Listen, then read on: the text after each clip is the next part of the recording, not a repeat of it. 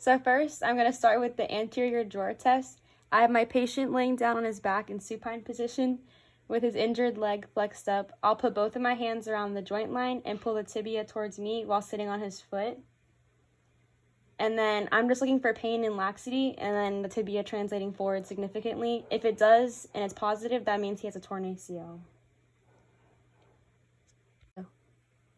So next, I'm keeping my patient in the same position, laying down in supine position with his leg flexed. I'll now be performing the posterior drawer test. I'm going to push the tibia away from me this time while sitting on his foot still. I'm looking for pain and laxity and the tibia translating backwards significantly. Now, if that's positive, he has a torn PCL.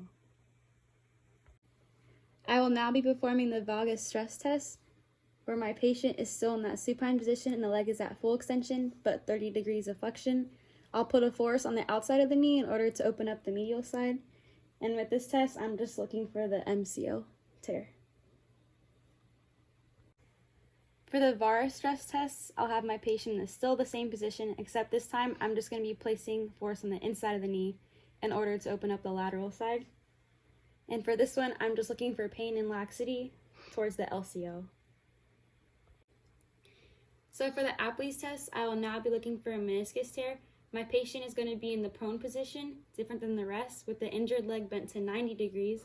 And I'm going to grab his leg and apply compression as I internally and externally rotate his foot. If this causes any pain, discomfort, or decreased rotation, then it is positive for a meniscus tear. I'm performing the Godfrey's test, where I have the patient in a supine position with both knees flexed to 90 degrees while holding his ankles. I'm going to compare the level of tibial tuberosities, which are up here, and all this is doing is testing for a torn PCL. For my last test, I'll have him perform the Thessalus test, where I'm looking once again for a meniscus tear, and I have him standing on his injured leg and externally and internally rotating his knee. It's positive if there's any joint line discomfort and any sense of catching or locking.